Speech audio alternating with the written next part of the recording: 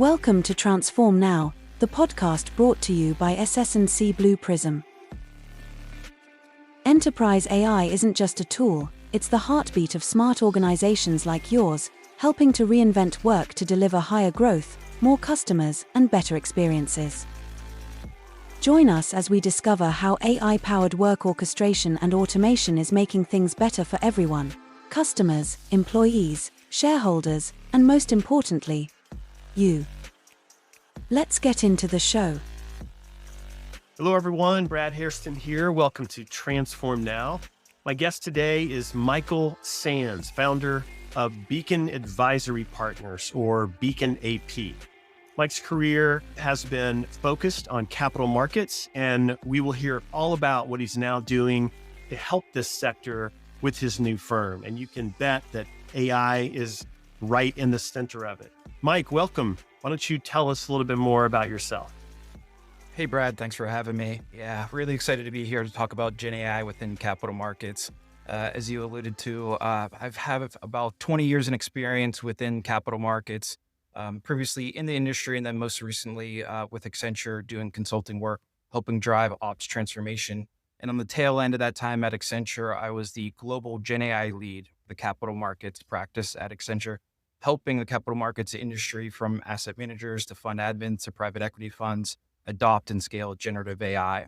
And as mentioned, recently exited Accenture to start my own firm, BeaconAP, to help the industry adopt and scale generative AI. Fantastic. So Mike, after many years at Accenture and that that role that you mentioned, leading Gen AI for capital markets, what compelled you to leave and start your own firm at this point in time?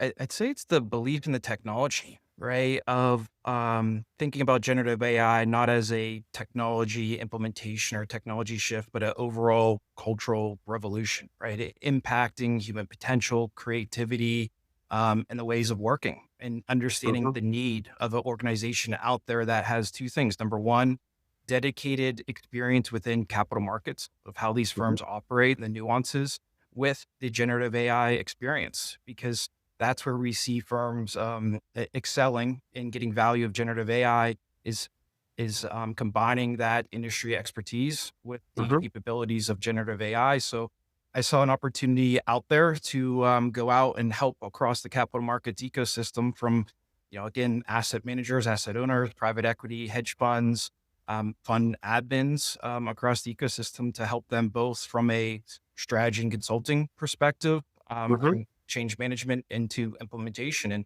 how we engage with the clients varies by size and who they are. But from a smaller entity size that are early on the adoption, helping them with AI strategy, buy versus build. How do you get started? How do you get people to start using technology? And then the large institutions that we work with who are further on their Gen AI journey, how do you solve specific pain points or business objectives, right? For client onboarding that they're struggling with, how do you use AI/generative AI as an enabler to help solve that business point? So again, we work across the ecosystem from small institutions to large, and certainly believe that generative AI is going to be transforming the financial services industry. That's awesome. And what kind of firms specifically are you looking to serve in the market? I know there's so many different flavors of companies in the capital markets arena. So talk about that if you would. Yeah, look, I'd say anyone we could get our hands on within capital markets. But look, a lot of the value now is coming from the revenue generation side of it, right? The asset managers, the private equity funds, private credit, hedge funds, and now on the front office aspects of that. So historically, it has been a general productivity, knowledge management, maybe a little sales and marketing, software development lifecycle. But now there's a lot of traction and conversations and work that we're doing on front office, right? What does this mean for collaboration across investment teams? What does it mean for data integration and helping private equity funds pull in disparate data sets or different PDFs of P&L and bubbling it up? So a lot of traction now on that front end revenue generation side of it. Not to say we're not working with more, of the fund administrators and helping them evolve their value proposition and how they engage, right? How do you shift to a more intelligent operations? And how do you come up with new products and services? Certainly opportunity there, but there's now a lot of traction that a lot of the use cases have been proved out and more of a operations perspective to say, hey, now we can make some larger bets on more revenue generation for an office use cases. So certainly interesting time period now. Yeah. Yeah. So Mike, if you look at Gen AI on the Gartner hype curve, it's already over the hump. It's in the trough of disillusionment. But I think clearly you're still seeing a lot of opportunity with the types of firms you just mentioned to leverage Gen AI, and many have not quite embraced it at all, even at this point. When you're working with these firms, how can you help them create a compelling vision that aligns the technologists, the operators, the business leaders, and what does it take to get that strategic direction moving forward? Yeah, look, I going back to the point of the belief, I certainly believe a huge opportunity within financial services. So going back to the Accenture days, our research would show that 2/3 of the functions within a capital markets organization will be augmented or impacted with generative AI, and certainly still believe that. And, it all starts with that AI vision, grounded, of course, with the overall firm objectives, and, alignment with what the business wants to do. The three really key things there, which, I'd say is probably no huge surprise, is number one, leadership alignment. And to me, a lot of that is excitement, right? These folks obviously aren't hands on the keyboard type of folks. So how do you show them this technology? How do you get them inspired? How do you get them to believe that this can transform their organization, either as an enabler or even fear of, hey, their competitors are doing this, or, hey, this could disrupt your business model? How do you get leadership aligned and bought in, ideally all the way up to the CEO? The second is bringing the right people to the table. So going back to the prior point, hey, this isn't a tech initiative. It's a business initiative. It's a people initiative. So how do you bring in people from not only a technical organization, but the lines of business and your data folks and your security and risk, and bringing all those people together? And then overall culture. Again, this is impacting individuals. People are using it even if you don't give it to them and allow them to do it. So bringing in that culture, the skill set, the chief HR officer, that chief people officer, all aligning to that vision and coming up with that AI strategy of buy versus build. Where does it fit in? How do we align it? And then again, grounded with the overall business objective of the organization. So you'll probably hear me, Brad, a broken record a lot, hitting upon people, culture, change management, because I absolutely believe in people and the excitement, but leading with that versus leading with the technology and how can it fit in with an overall organization. Yeah. I hear that Accenture background coming forward. Yeah. I'm trying to avoid words like synergies and transformation and all that as much as I can. But yeah, I was there for a long time. Yeah. You and I didn't talk about this, but I started my career at Anderson Consulting, which became Accenture. And some of those same core concepts were in play back when I started with them, which was back in the 90s, a long time ago. So anyway, I do appreciate that. I do appreciate it. So Mike, you talked about inspiring and motivating the leaders in these companies to take a look at large language models and Gen AI and really understand what it can do for their companies. I understand that you experiment with tools like image and video creators to help them down that path, to help them get comfortable with this concept of a large language model. Can you share an example of how firms have successfully used this approach to build excitement and reduce skepticism about Gen AI? Yeah. And look, using those tools, if it's either ChatGPT or some of the multimodal tools out there of, Runway creating images or videos or audio or things like that, it's really what got me excited a couple of years ago, and hence, spitting out to start BeaconAP. I'll use one very practical example now. So, Brett, as we mentioned, both grew up in consulting, and I've been doing it for about 20 years. And historically, when you go on a sales pitch or you're presenting, you go in with slides, you have your use cases, yada, yada, yada. no longer the case, right? So as I'm meeting with clients, I'm not going with slides and what could be, I'm going in with what exists. So I'm creating, if it's a application or a build project of creating a UI, creating a Figma like MVP that I could do in 5 minutes for essentially free. And I'm going in with the application already and showing, hey, look at this. This is what you could have. This is how it can operate, and getting them excited and pushing further on that sales cycle to show that. And, I use that as a sales process, but if you're using that for an actual production build, just think about the time you could take out, not having to write requirements or being able to iterate or change on the fly. You could even go further out of, hey, what does this mean to the skill sets in a product owner or product manager versus, a developer, and can you tweak on the fly? But that's one aspect that, we use at Beacon AP to do that.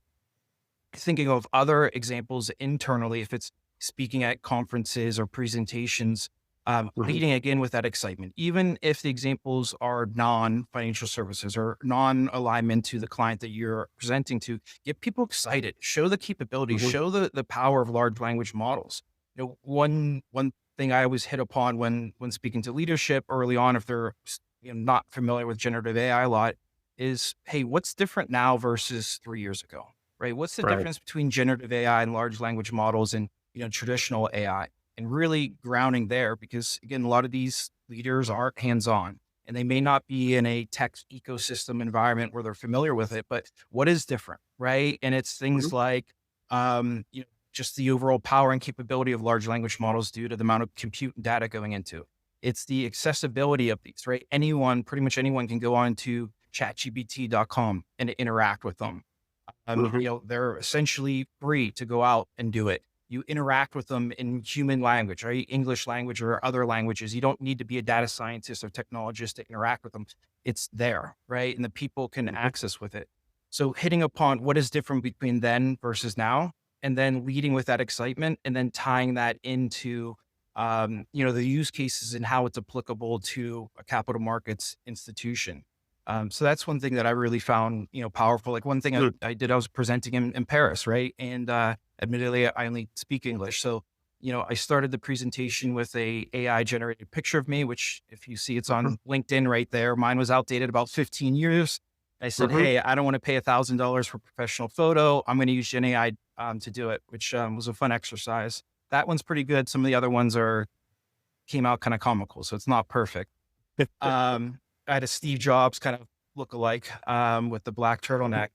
But, I used that picture, then I had it speak, do the presentation for me, and then I had it do the presentation for me in French. And then I got up, the image got up and looked around. But again, that was just used to drive excitement, to engage with people, to show the power of large language models, then lead into, hey, this is how it can apply to the use cases, right? Client reporting, front office research, or sales support. Yeah, I think there's so much opportunity with the use of avatars, creating an avatar of yourself, letting it say something in 10 different languages. I've played around with that myself, and it's amazing how easy it is to do and how effective the technology works in that It's realm. evolving so quickly too. Yeah. I like those blogs or newsletters that people follow. They do the same prompt, or they do the same picture every year or every iteration of a large language model, and you could see the evolution of it getting better and better. And it's just happening so quickly. It's stuff to stay on top of. Yeah. Mike, what about the area of information delivery? That's so critical in the capital markets arena. So how do you see Gen AI transforming that space? Yeah, similar to the prior question, right? I think this is an interesting one. And I think people are talking about it in spotted areas, but it could drastically change, right? So if we go back 10 years ago, like a project that I would do was, how could traditional AI or natural language generation be used for, let's say, client reporting, right? That goes out monthly or quarterly. And how do you use NLG to go in and say, hey, your performance and attribution is this, that, and the other thing, and linking it with, the numbers and the metrics, coming up with commentary and broad market outlook and things like that. Yeah. Compared to now, right? This is a good example of traditional versus large language models of how could LLMs be used today, right? And it's Hmm. highly customized commentary on those reports and being able to individualize those across your different client segments. Of, again, coming up with top movers in the commentary around a broad market outlook, PM commentary. So that's one pointed example of then versus now. But as we look forward, that's the fun part to talk about, right? Of, Hmm. hey, are these outdated monthly, quarterly client reports going to be the way information is delivered? And is that how folks want it? You know, firms over the last 10 years within capital markets have been investing in this client experience, client servicing model, and viewing that as a differentiator, right? Going back to the rise of passive funds. How do we make ourselves different and provide value to our end clients and be different than our peers? And reporting, information delivery, and client services is one of those, and we'll continue to do so.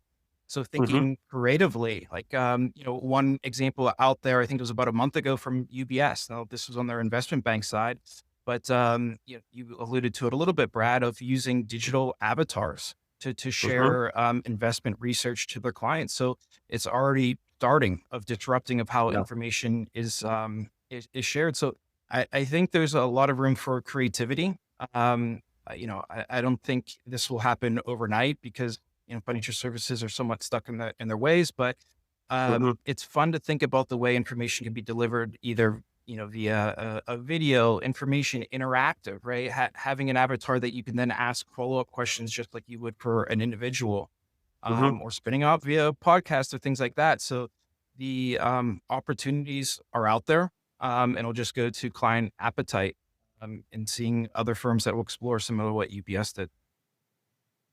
Yeah. I fully expect AI will replace me as a podcaster in the near future. Don't you know my days are numbered doing what we're doing here? You still have my views, Brad, no matter what. Okay. Yeah. I appreciate that. Yeah. Um, Mike, Gen AI certainly has the potential to also reduce dependency on external providers. How do you see fund administrators and vendors adapting to this disruption? And how are you advising them to stay competitive in a Gen AI driven environment that we're in? Yeah, it's an interesting one. It goes back to the point I mentioned, right? They certainly believe that Gen AI has the potential to shift the center of gravity of the value creation. Hmm. And if asset managers can use generative AI to automate client reporting, data recon, compliance workflows, puts natural pressure on fund admins and vendors to evolve. Now, I Hmm. do think this will be gradual. The relationships between clients and admins and vendors are typically large. They're complex. They're sticky. They're based in trust. But absolutely think that there's going to be disruption in this space, given by the capabilities that Gen AI allows firms to do. So things around software development lifecycle to spin up pointed applications. If we go back to the client reporting example, the ability to create that customization in-house and tweak those reports to pulling in data aggregation and insights and intelligence there. I think it will be different between um, the large admins and vendors versus the smaller admins. Um, I do think the smaller firms are at risk here of being disrupted if they don't embrace generative AI. Hmm. The ability of larger firms, larger admins to work further down the food chain, again, with the ability to create code quicker, to personalize the interaction, to drive more customization, where historically, the large admins focus on standardization and scale. So if they're coming further down the food chain, as well as the end clients, again, are not Hmm. looking for outsourcing as much or partnerships with fund admins, um, maybe getting it from kind of both ends there. So absolutely think that, certainly the small fund admins, but across the board really need to be ahead of the curve here, and shifting to, looking at opportunities of generative AI, where to invest, where it matters, experiment with purpose, look at creative partnerships, and ultimately trend to a intelligent platform perspective. So Hmm. this is one that I think doesn't get as much attention, but it's the snowballing impact of generative AI. So Hmm. we talk about fund operations or fund administration, either, add an asset manager or fund admin or the like. But if you're using generative AI, let's just say across your operations, and you're saving down commentary of exceptions, you're saving down an end-of-day NAV report card, you're saving down error reports, or on from the sales side, right? If you're recording the calls and you're saving down action items and summary and your transcript, you could then put prompt engineering on top of that to ask those questions, to pull out Hmm. those intelligence. And as fund administrators or other organizations have cost pressures or people retire, that institutional knowledge of the organization is maintained there with prompt engineering and generative AI. So the Hmm. importance of getting ahead of this early to develop those intelligent platforms, to save down that knowledge. Again, you could put prompt engineering to pull that up to folks and say, hey, when did something like this happen before? Hey, when there was a break like this, what did we do? Hey, how common is this? And to pull those insights. So small to large admins or organizations, I think all need to trend in that direction of thinking the intelligence that Gen AI can use to then be repurposed for institutional knowledge. But absolutely from a small fund admin perspective of thinking, how do they shift, be ahead of innovation before they get disrupted by either the larger competitors or their clients themselves. Mm. Well, something else that's causing a lot of disruption in the market is agentic AI, which, if you go back to the Gartner hype curve, it's already nearing the peak, which is hard to believe because it really didn't surface, in earnest until like last year, I want to say. So, boy, things are moving fast. You could already be to the top of the hype curve that quickly now. Everyone's Um, favorite word. Yeah. so talk about how you're advising these companies, and looking at Gen AI as kind of a stair step to agentic. I know, I mean, they're reading the same articles. They're hearing all the hype about agentic AI, but for many of them, if they haven't done anything with AI, that may not be the right first step. So talk about that. Talk about the maturity curve and kind of how you navigate them down that. Yeah, absolutely. So I see it in three hops. So the first being pilots and experimentation. Most firms have gone through this, not all, but this is the use case, experimenting, learning, exploring, figuring out what sticks, and starting to think about how you approach it. The second is platforms, right? So pilots to platforms. And this is, Brad, some of the items that you're hitting upon. How do you shift towards an agentic architecture? How do you shift to building an orchestration layer to pull in different agents? How do you disrupt your workflows, right? How do you disrupt your processes and really change how the organization works to achieve value and recognize the capabilities of generative AI? And we're starting to certainly see that. And then the third phase is people, right? People, and what I mean by that is not only the people, the skill sets and talent, but the operating model and how is that shifting and being impacted. So for example, I mentioned it earlier. Okay, if I am a product manager, a product owner, if I could do some of the development, what does that mean to the skill set, the relationship? If I'm a salesperson and I have access to law advice or marketing, what does that mean to the roles and the skill sets there? And is there a shift from roles based on functions to more skill sets, or how do the teams fit together? And how do you reward, incentivize people, right? How do you create that overall model where, your best people are going to want to be using Gen AI and they're going to be aggressive and maybe they leave or have side hustles and spinning up mobile apps on their phone because they have all these capabilities and options out there. So how do you manage the model on the people side? And I think all that needs to be pulled in, but really people are on that second hop of platforms and how do you shift to agents and agentic architecture? And of course you have to get started and you have to learn. The larger firms that are further along on this um, are, looking at both buy versus build and how AI and Gen AI can be embedded. And the larger firms are looking at more of a hub and spoke model internally to build out an agentic architecture. So Mhm. creating internally within either the technology team, their innovation team, or under, the chief AI officer of the hub and spoke model of creating what are the core components that we want to maintain um, within a internal COE. So things of like a RAG architecture, the large language models, either open source or closed source that you maintain. security protocols, guardrails, and the guardian agent that people are talking about. So how do you Mhm. create that hub and spoke model of those core components internally to have transparency and enable it? And then the spoke out to the lines of business that can spin up different agents and capabilities Yeah. and iterate quickly with perhaps domain specific data or information. So we see that with the larger firms of trending towards that type of platform to achieve agentic architecture. The smaller firms are still leaning more on the vendors that are out there. So this could be a, Copilot Studio within Microsoft.